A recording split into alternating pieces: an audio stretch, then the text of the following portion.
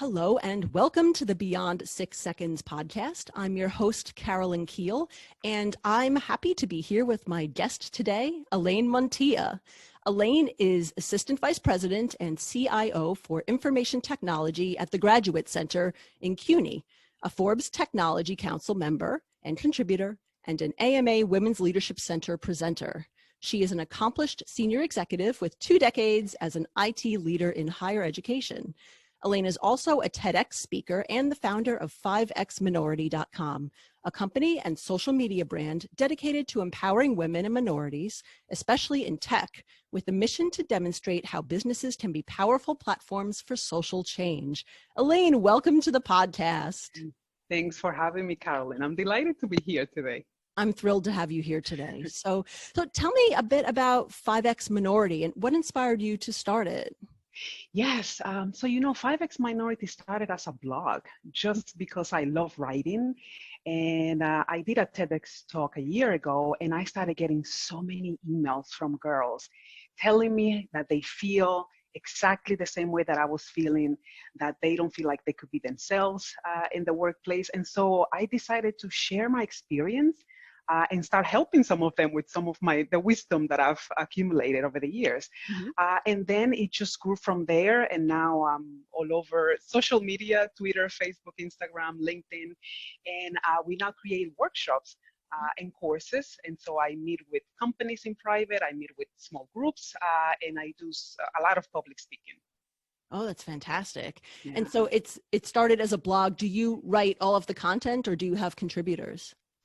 I write 90% of the content. Wow. Yes, and I invite others to write, but I'm really mindful about the content being connected to either IT or education, because those are my 2 loves, my 2 passions. And so I would have a contributor if it's aligned with that. Okay, fantastic. Yeah. Oh, so as we mentioned in your bio, you are also a senior IT executive, and your story about how you got to this point in your life and career is really incredible. You know, you've overcome a lot of very large obstacles and challenges to achieve the success that you have today. So I'd love to hear more about your journey and, maybe starting when you moved to the US as a teenager for college. Would love to hear more about that. Yes. And you know what? I wouldn't say that I moved to the US for college. I moved to the US out of necessity more than for college. But, I was born and raised in the Dominican Republic. My dad passed away when I was 7. And so my mom was a single mom with 3 kids. And she realized that in order to get a better future for us, she needed to leave because the opportunities were not as great. And so she decided New York is the place to go. A lot of people from the Dominican Republic come here. And so I came here right after finishing high school. She actually waited until I finished high school, and I'm so grateful for that decision. And I came here to go into college, and I did not speak English. So I took a lot of ESL courses in my first year. And I love languages, so that helped me pick up the language a little faster. I would read everything I saw on the street, so that was fun for me. And so I learned English, and I went into liberal arts for my associate degree because I didn't know what I wanted to do. And I ended up working in the computer lab.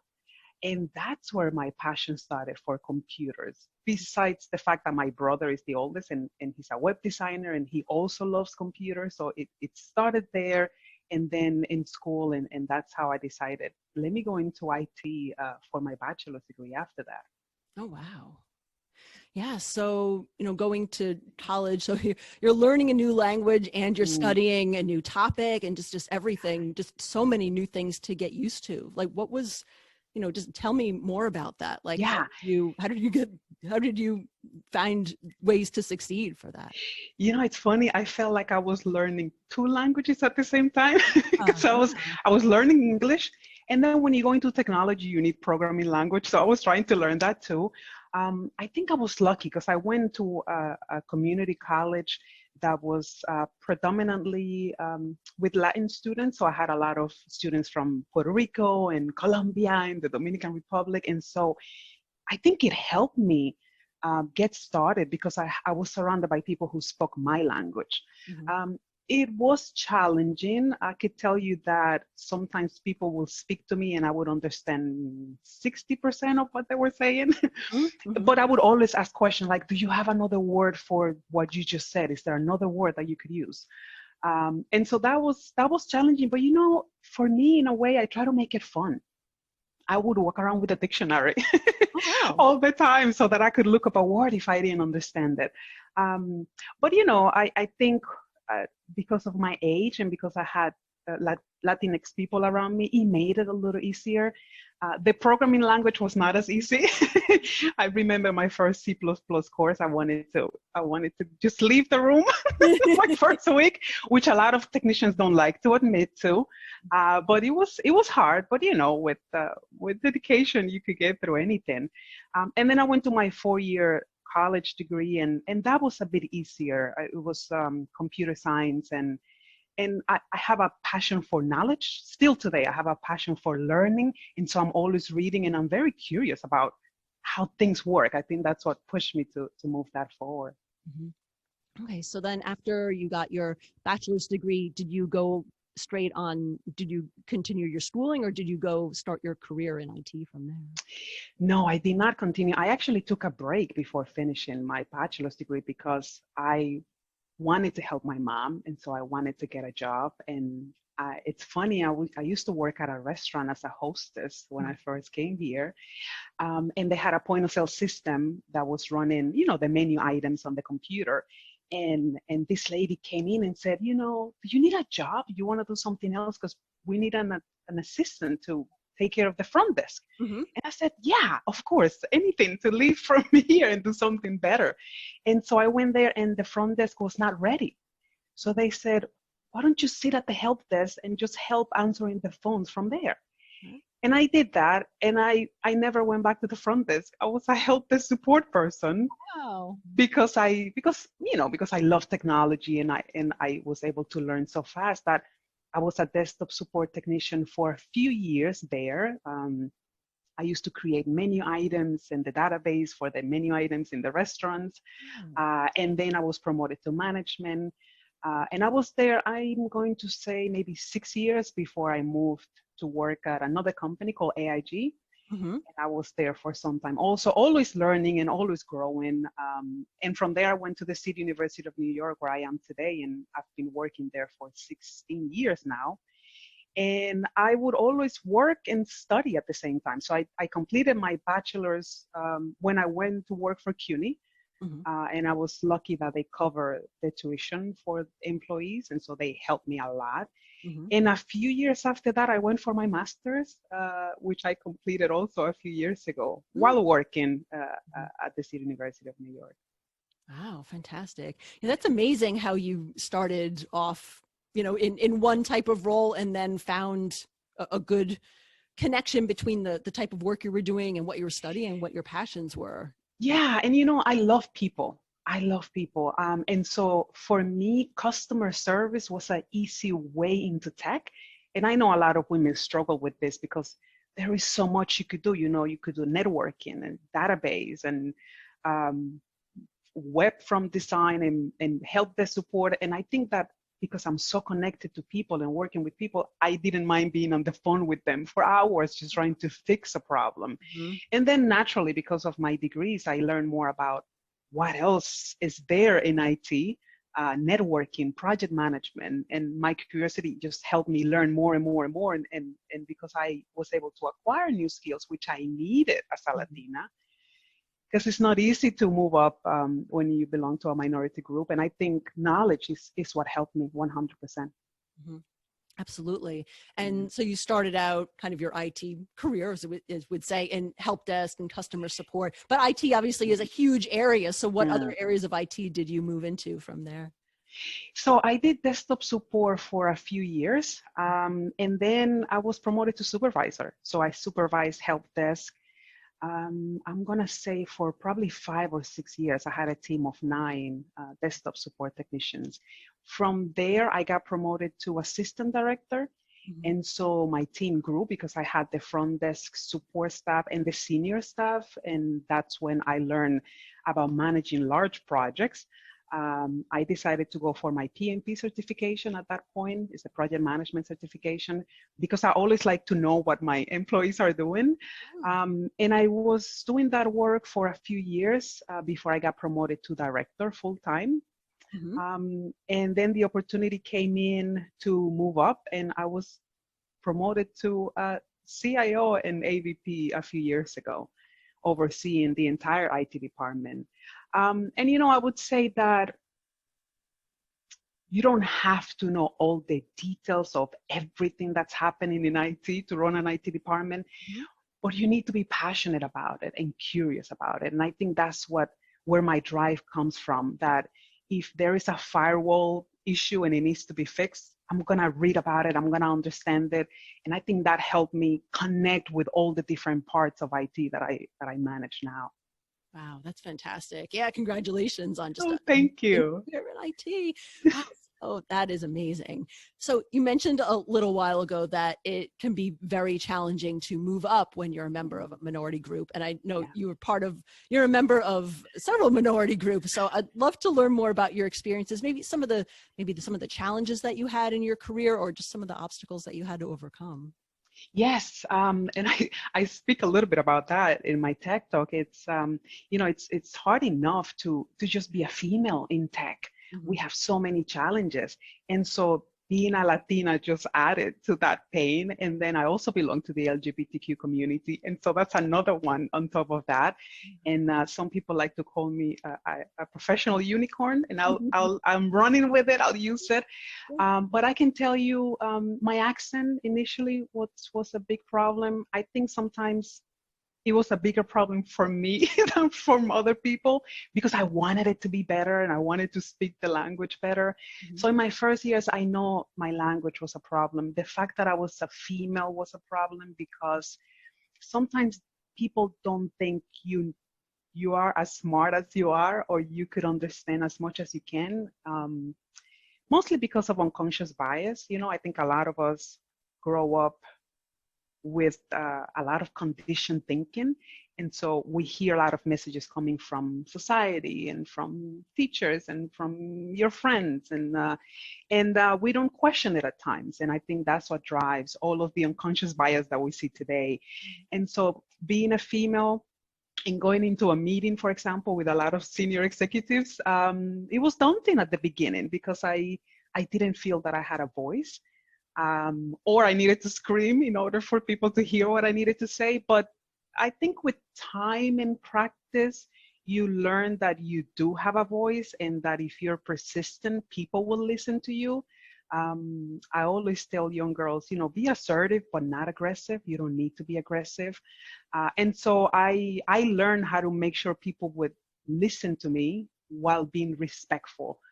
And trying also to understand where they were coming from. So I think a lot of emotional intelligence helped me deal with my surroundings and being a female. And then, you know, coming out is not something that's comfortable for a lot of people, regardless of your age. And so for me, the first challenge was coming out to my family, which didn't go as well, but, you know, it's just part of the process. But then in the workplace, I was very scared to come out and tell my boss that I was gay. And when I finally found the courage to do it, he looked at me like I had 5 heads. He's like, so what? What's the problem? And I was like, oh my God, you don't know how happy you make me right now.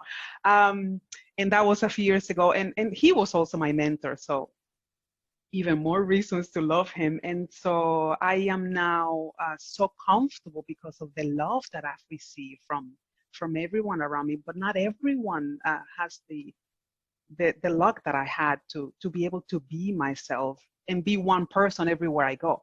You know, a lot of people need to have different versions of themselves, especially when they enter the workplace, which is really sad.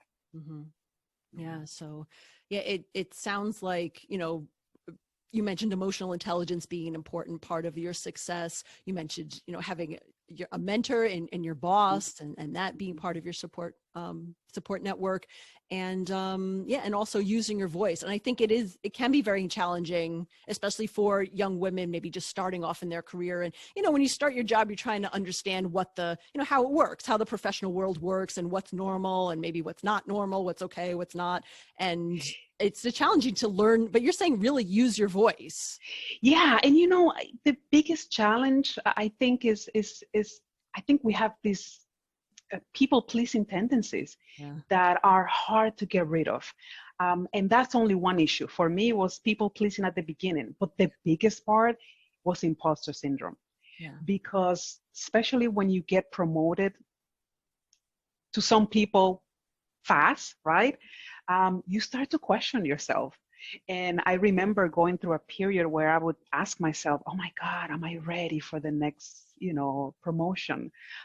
Even before coming a CIO, I never had a dream of becoming a CIO. I never thought I could do it. And when it happened, I would tell my partner, oh my God, am I ready? Do I know enough to take on this challenge? And so it's not easy. I can share with you that I had a therapist that worked with me for quite some time, and I was able to start writing things down and journaling and understanding that you cannot believe everything you think, and that's a sign in front of my door now. Everyone that comes into my office will see it. Don't believe everything you think, because you have to challenge your thoughts. There is unconscious bias somewhere in there, and there is an ego who always wants to be right. And so I know a lot, especially women, go through imposter syndrome. And I write about it a lot because I want to make sure everyone understands that it is perfectly normal. And CEOs go through imposter syndrome all the time. I think we need to normalize it. Yeah, absolutely. And especially you were mentioning that it really comes out when you get promoted, because a lot of times you get promoted, before it's a stretch position. A lot, for a lot of people, you haven't done the job before. It seems understandable, and important to normalize that. Yeah, and I always say, do it before you're ready. You have to do it before you're ready. My number one, I'm gonna say, tip that I give, especially young girls, is you have to find a way to be comfortable being uncomfortable.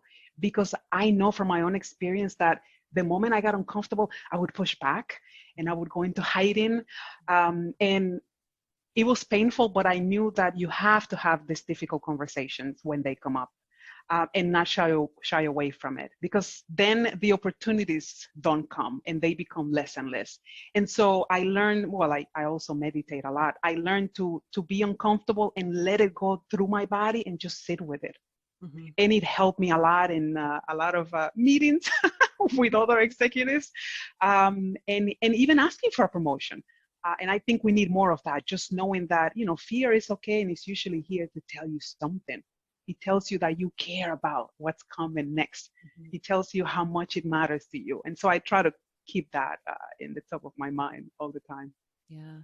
And I think a big fear of imposter syndrome, obviously that personal feeling of that you're not ready and, you don't have the competence that you think you do. But, anytime that you're going to a big position, especially the higher and higher you get in your career, you have to take more risks, and there is a higher chance of having failures or just having things not come out right. So I guess, did you have any, how did you handle the natural, challenges, maybe some risks that didn't work out or things, and kind of balance that with managing through imposter syndrome? Yes, I'm going to give some of that credit to my boss and my mentor. I think that we need to be able to create psychological safety for our employees. And now I try to do that for my teams. And I believe that my mentor helped me so much understand that, first of all, I'm not perfect, and there is no way that everything I do would be perfect, but also that it is okay to make mistakes, and it is okay, I would say, as long as you learn the lesson, right? Because you don't want to just make mistake after mistake and just move forward like, oh, okay, well, that happened. I don't want to promote that either. But he was able to show me that, okay, I made a mistake. We would sit down in his office and talk about it. I remember sending an email once a few years ago when I was really upset. And he called me into his office and he said, Elaine, let's read this email together. What do you think about it?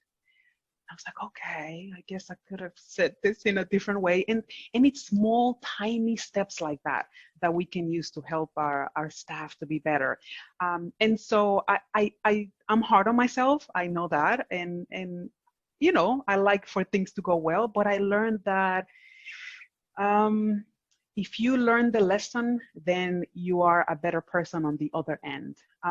The other thing that I learned through my spiritual practices is that that's one of the best ways to grow, is to fail and to do something wrong, and then to meditate on it, which is what I do. Just look back and say, okay, what did I do? What happened? What can I do better next time? And I try to share that with my team now, my directors and managers, that, you know, we're not perfect, but let's talk about it. What happened and how can we do better next time? I think as leaders, we are sometimes afraid of being vulnerable because a lot of leaders think that is a weakness, but it's actually the opposite. And so I try to be myself and say, you know, guys, I messed up. I forgot about this portion that needed to happen. Or, you know, I made a mistake and I'm really sorry. I will work on that and make sure that I check with all of you before I make the next step. And so I think we have to be more human. I think we need to be more human. I think we're trying to be so perfect. And I think COVID is helping with that, because now you see people at home, you see their family, you see their environment, you see what they really look like. And we're not being two different people, we're being one in front of the cameras. And I'm hoping that it changes things moving forward. Yeah. I think in recent years that push for leaders to be, whether you call it authenticity or just more open about failures, so that, you know, it helps build trust, I think, ultimately in leadership over time.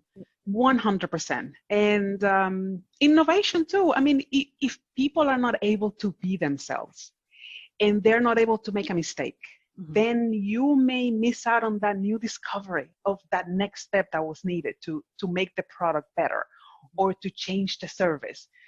And I think in the world, everyone wants to be more human and collaborate with people who are more human, without all of these walls that we put in front of us sometimes, or boxes that society tries to put you into.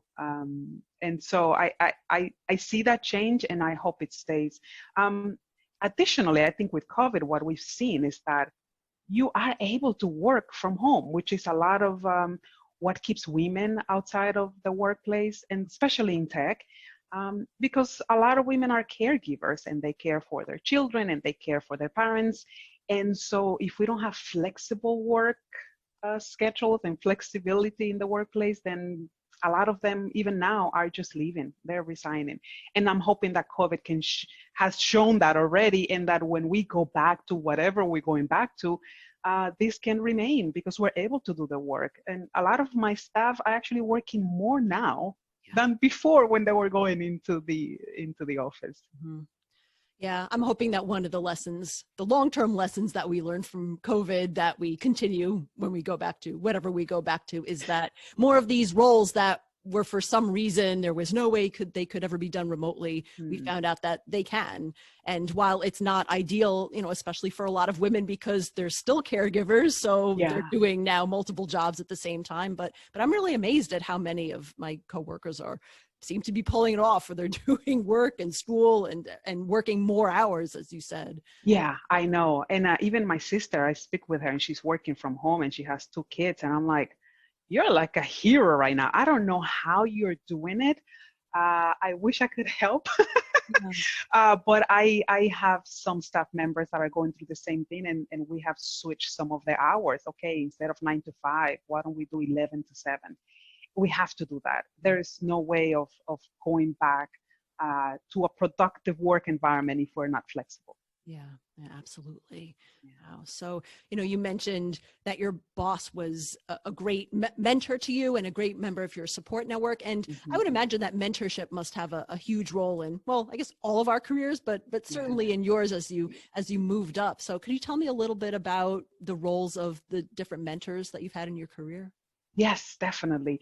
For a lot of people in the Latinx community, it is hard for us to envision a future where we can go very high because we don't have role models. And that's another reason I founded 5X Minority, so that I can demonstrate that, I've done this, it's great, and you could do it, and here's how.